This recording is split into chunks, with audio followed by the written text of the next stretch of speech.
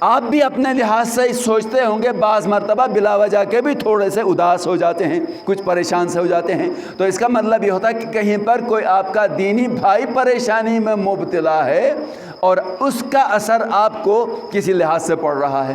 اور ظاہر ہے کہ اگر میں یہاں پہ آپ کی فضیلت کے لیے، آپ کی صفت کے لیے یہ حدیث بھی نقل کرتا چلوں کہ اہل بیت علیہ السلام نے فرمایا ہے شیعتنا خلقوا من فاضل طینتنا، ہمارے شیعہ ہماری بچی ہوئی مٹی سے خلق کیے گئے ہیں۔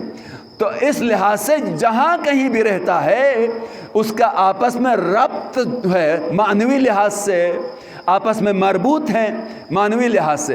اب جب اس طرح سے قربت ہے، توجہ آپ کی، آپس میں مومنین کی اس طرح سے قربت ہے، ربط ہے، تو پھر ظاہری طور پر بھی ایک ہی محلے میں رہنے والے مومنین کے آپس میں کیسا ہونا چاہیے، حقوق کی کیسی پاسداری ہونی چاہیے۔ اور بہت بڑا ایک واجب حق ہے جو ایک مومن کا دوسرے مومن کے اوپر ہوتا ہے۔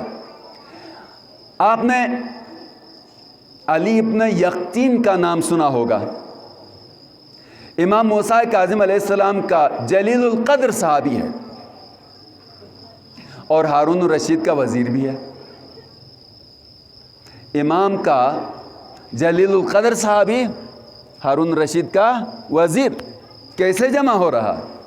ادھر امام کا بہترین صحابی ہو، اصحاب میں سے ہو، اور ادھر ہارون کی مشینری میں وزارت بھی سنبھالے اور نظروں سے بھی نہ گرے، امام کی نظروں سے بھی نہ گرے۔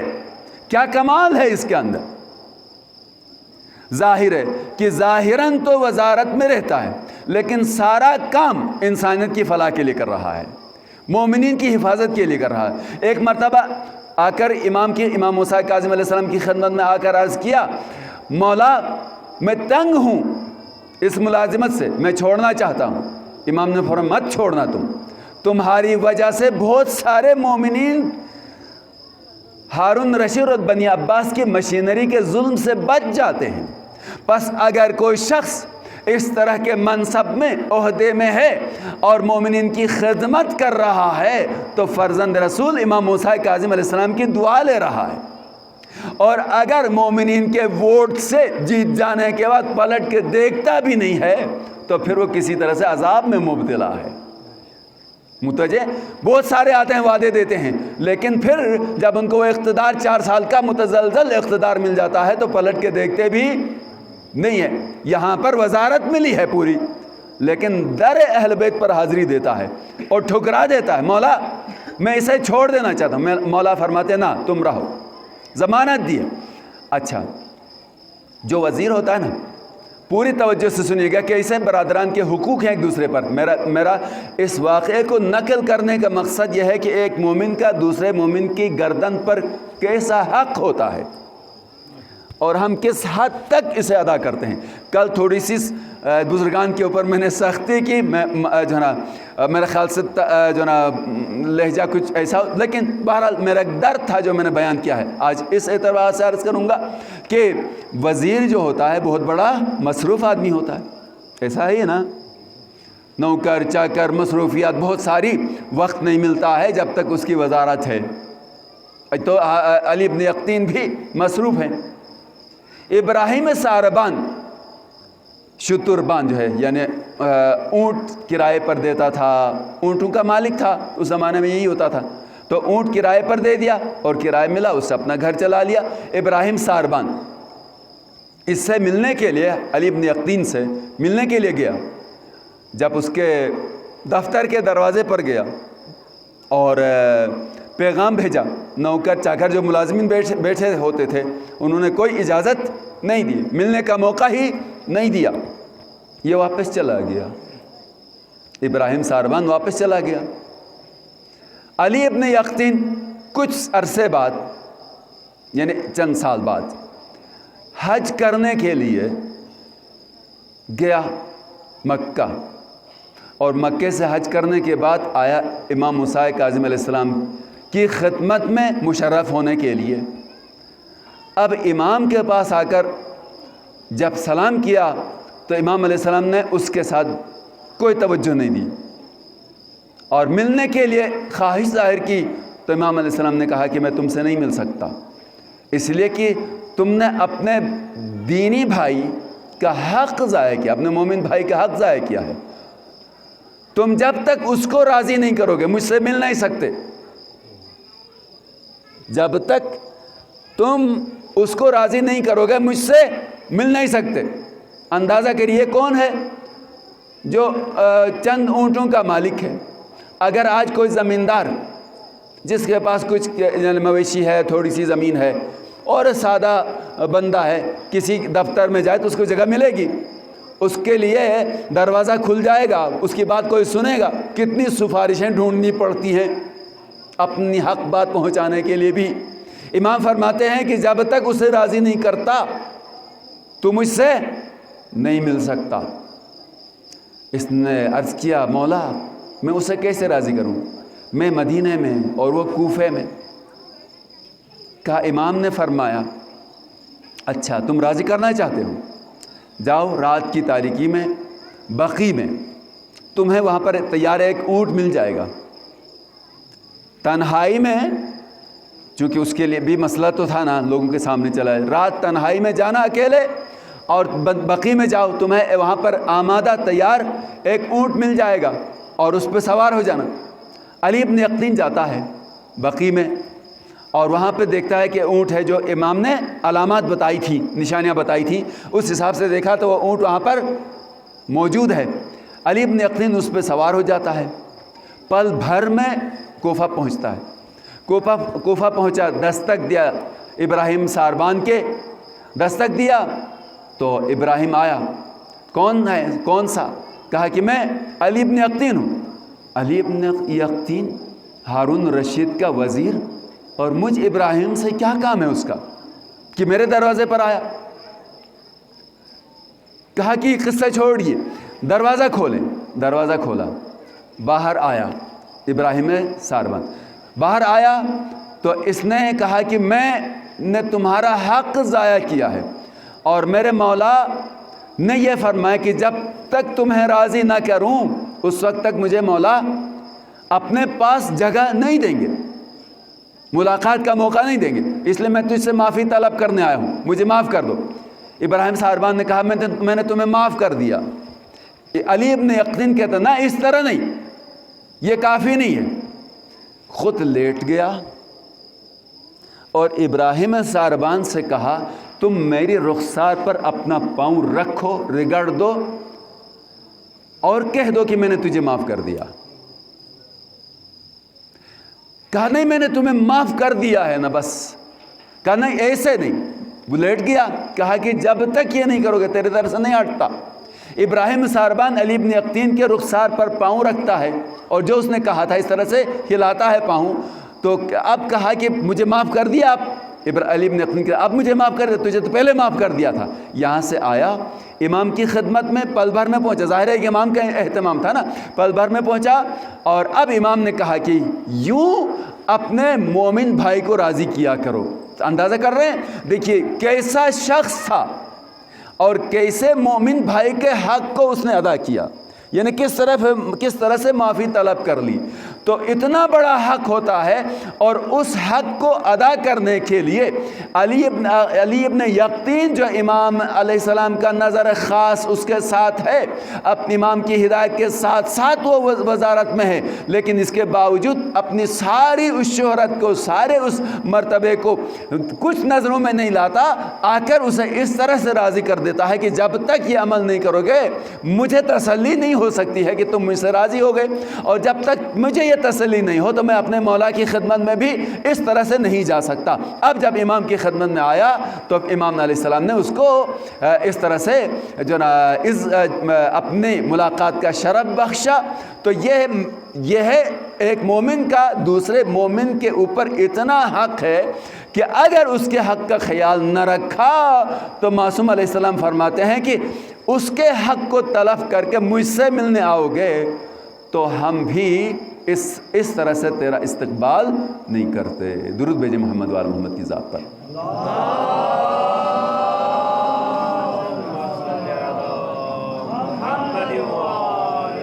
اب آپ اندازہ کر لیں کہ ہم اپنے آپس کے حقوق کا مومن دوسرے مومن کے حق کا کس حد تک خیال رکھ سکتا ہے۔ انشاءاللہ کوشش کیجئے، مجالس اعضاء انہی چیزوں کے لیے ہے۔ کل بھی عرض کر رہا تھا کہ یہاں سے جو ہدایت ملتی ہے حسین کے مجلس سے، کہیں اور سے ایسی ہدایت پر اثر ہدایت نہیں مل سکتی۔ اگر نہیں کر سکتا ہے تو اس واعظ کی کمی ہے، ورنہ اس مجلس میں کسی لحاظ سے کوئی کمی نہیں ہوتی ہے۔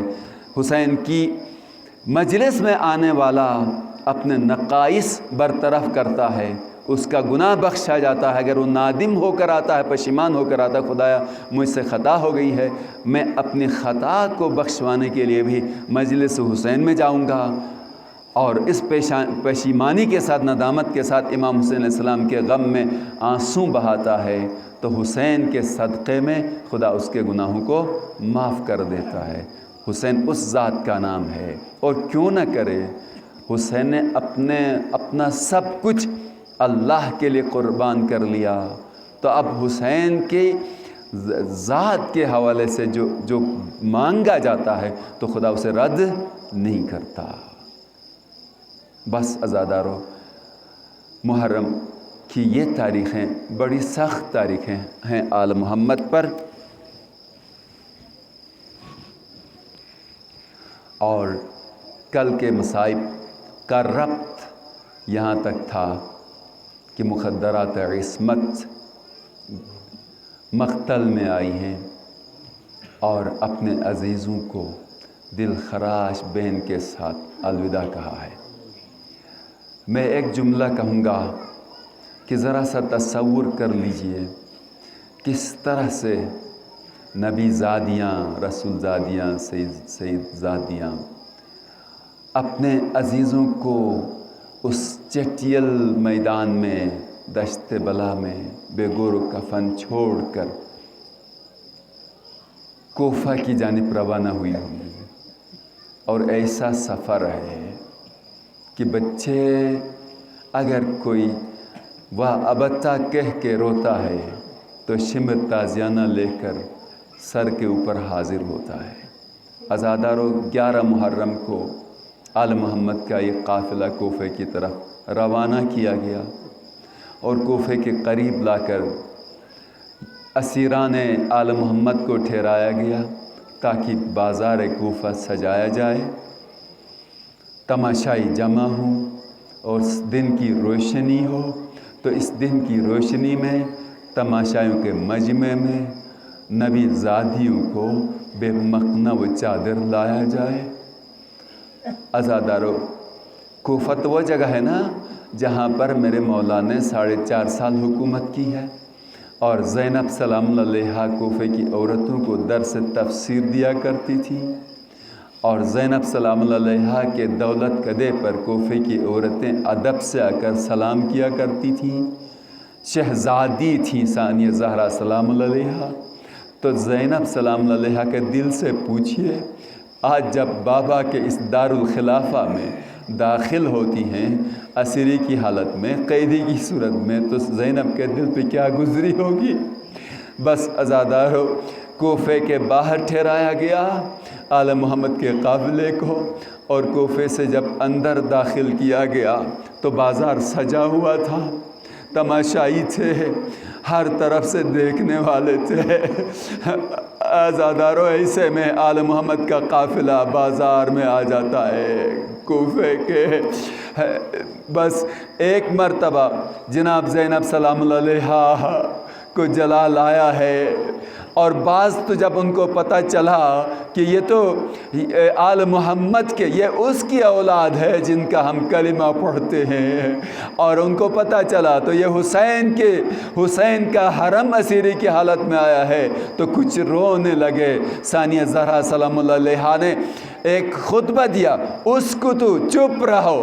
تو اس ثانیہ زہرا سلام اللہ علیہا کا اس جملے کا سننا تھا کہ اس طرح سے خاموشی طاری ہوئی ہے.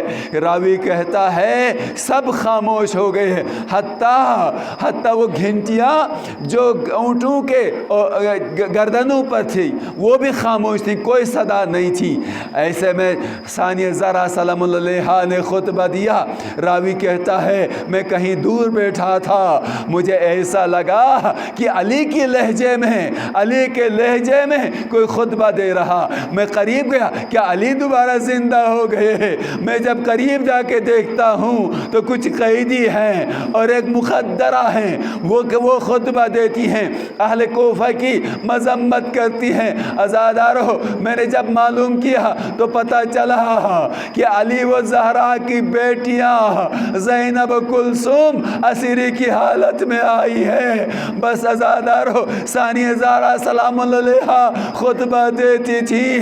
خطبہ دیتے دیتے ایک مرتبہ نیزے کی طرف نظر گئی تو زینب سلام اللہ علیہا نے عجیب انداز سے ایک شعر کہا، یا ہلالا لما استتم کمالا غالہ خصفہ واقترابا. او میری ماں کا چاند، او میرا بھائی حسین، او پہلی کا چاند، تو ابھی کمال کو نہیں پہنچا تھا اور جلدی غروب ہونے لگا. او میرا بھائی، فاطمہ صغیرہ کلمہا، اپنی بیٹی فاطمہ صغرا سے کلام کیجئے، بات کیجئے. ایسا ظلم ہو گیا ہے، ہر تمانچے پر تجھے پکارتی ہے، ہر درے پر تجھے پکار کے کہتی ہے بابا بابا. ہم پر طرح طرح کے مظالم ڈھائے جاتے ہیں. اور ایک اسی شعر کا ایک جملہ یہ ہے، ثانیہ زہرا سلام اللہ علیہا فرماتی ہے، او میرا بھائی، اپنے بیٹے سجاد کو دیکھیے جو تو کو زنجیروں میں جکڑا ہوا ہے. بس عزادارو، میرے مولا، اس حالت میں آل محمد کو دربار ابن زیاد میں داخل کیا گیا. مجھے بس 2 جملوں کی اجازت دے دیجئے اور اس کے بعد آپ کی زحمت کو تمام کرتا ہوں. عزادارو، آل محمد کا قافلہ دربار ابن زیاد میں آیا. دربار ابن زیاد میں بھرا ہوا دربار ہے. آل محمد کا قافلہ آیا، نبی زادیاں ہیں، فاطمہ زہرا کی بیٹیاں آئیں. ارے جن کو سورج نے نہیں دیکھا وہ ملائے عام میں مجمع میں اس طرح سے آئی ہے جن کے سر پر چادر نہیں. عزادارو، جیسے دربار میں آئی. راوی کہتا ہے، میں زیادہ مصائب نہیں پڑھوں گا، آپ کے لیے یہی جملہ کافی ہے. عزادارو، راوی کہتا ہے ابن زیاد ملعون تخت پہ بیٹھا تھا اور نبی زادیاں قیدی حالت میں تھی. ایک جملہ اس نے ثانیہ زہرا سلام اللہ علیہا سے کہا، دیکھا تم نے خدا نے تمہارے ساتھ کیسا کیا؟ ثانیہ زہرا سلام اللہ علیہا نے فرمایا، ما رأیت الا جمیلا، ہم نے اللہ کے اس امتحان میں سوائے اچھائی کے کچھ نہیں پایا. اللہ رے، ثانیہ زہرا کا صبر اتنی قربانیاں دے کر آنے کے بعد کہتی ہیں، اللہ کی جانب سے اچھائی کے بغیر ہم نے کچھ نہیں پایا. عزادارو، ایک مرتبہ جب دیکھا ملعون کے ہاتھ میں چھڑی تھی اور چھڑی سے تشت پہ رکھے ہوئے مولا کے سر پر بار بار وہ گستاخی کرتا تھا. گستاخی کرتا تھا، یا حسین. اور زید ابن ارقم کہتا ہے، میں دیکھتا تھا حسین کے ان لبوں پر ملعون بار بار چھڑی مارتا تھا. پھر مجھ سے رہا نہ گیا. میں نے کہا، ملعون، تمہیں نہیں معلوم حسین کے ان لبوں کا بوسہ رسول دیا کرتے تھے.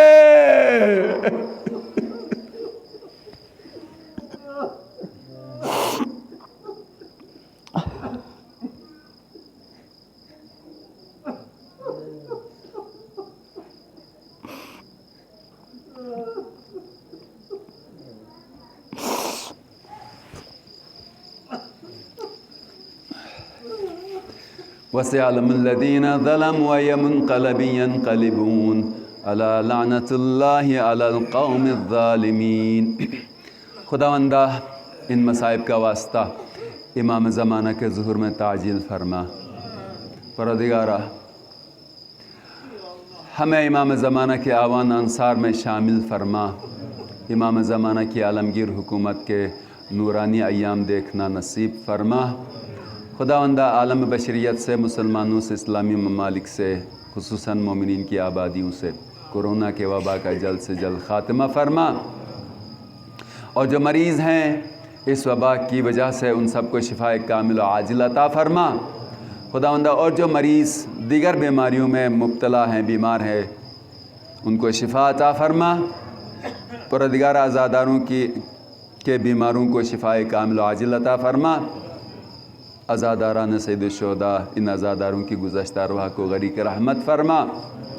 جن مومنین نے اس امام بارگاہ کی تعمیر و ترقی میں، تاسیس میں خدمات انجام دیں اور ہمارے درمیان نہیں، خداوندہ ان کو شہداء کربلا کے ساتھ محشور فرما، اور جو خدمات انجام دے رہے ہیں ان کی توفیقات خاص میں اضافہ فرما۔ پروردگارہ محمد و آل محمد کے صدقے مومنین و مومنات، خصوصاً عزادار مومنین و مومنات کی جملہ حوائج کو روا فرما۔ جو بے روزگار ہیں ان کو وسیع و بابرکت روزگار عطا فرما، جو بے اولاد ہیں ان کو اولاد صالح عطا فرما۔ پروردگارہ ہمارے ان جوانوں کو شاندار کامیابی سے نواز دے، ان کی تحصیل اور تعلیم کی راہ میں جو موانع اور رکاوٹیں ہیں ان رکاوٹوں کو برطرف فرما۔ خداوندہ محمد و آل محمد کے صدقے جو مومنین حوائج خاصہ رکھتے ہیں، بالاخص جنہوں نے ہدیہ بھیجا ہے اپنی خاص حاجتوں کے لیے، خدا ان خاص حاجتوں کو روا فرما۔ پروردگارہ تمام علماء کرام، مراجع اعظام، خصوصاً رہبر انقلاب کو صحت و سلامتی اور طول عمر عطا فرما۔ خداوندہ دشمنان اسلام، دشمنان مکتب تشیع، خصوصاً امریکہ، اسرائیل، داعش اور تمام باطل طاقتوں کو نابود فرما۔ پروردگارہ جن جوانوں کو بلا جرم و خطا گھروں سے اٹھایا گیا، لاپتہ کیا گیا ہے، ان سب کو جلد سے جلد باعزت رہائی عطا فرما۔ اور ایک برادر بار بار مجھے تذکر دے رہے تھے، ایک برادر صفدر جو کچھ عرصے سے لاپتہ ہیں، خداوندہ ان کو بھی جلد سے جلد رہائی عطا فرما۔ رحم اللہ من یقرأ الفاتحہ الی ارواح المؤمنین والمؤمنات۔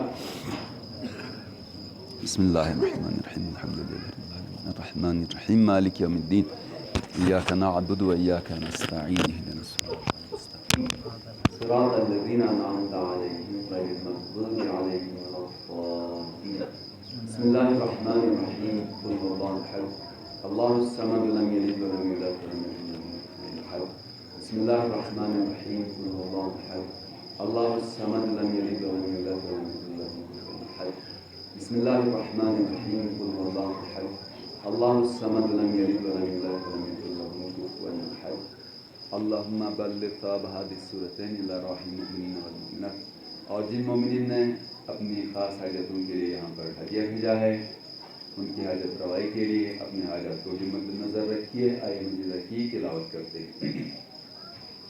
اللہم صلی علی محمد وآل محمد، اللہم صلی علی محمد وآل محمد، اللہم صلی علی محمد وآل محمد وعجل فرجہ۔ بسم اللہ الرحمن الرحیم، امن یجیب المضطر اذا دعا ویکشف السوء، امن یجیب المضطر اذا دعا ویکشف السوء، امن یجیب المضطر اذا دعا ویکشف السوء، امن یجیب المضطر اذا دعا ویکشف السوء، امن یجیب المضطر اذا دعا ویکشف السوء، ویجعلکم خلفاء الارض، یا قاضی الحاجات ویا کافی المهمات، اقض حوائجنا وحوائج المؤمنین والمؤمنات بحق محمد وآلہ الطیبین الطاہرین وبرحمتک یا ارحم الراحمین۔ ربنا تقبل منا انك انت السميع العليم، بجاه محمد وآلہ الطیبین الطاہرین۔ سبحان ربک رب العزة عما یصفون، وسلام علی المرسلین والحمد للہ رب العالمین۔ استجابت دعا کے لیے بلند تر صلوات۔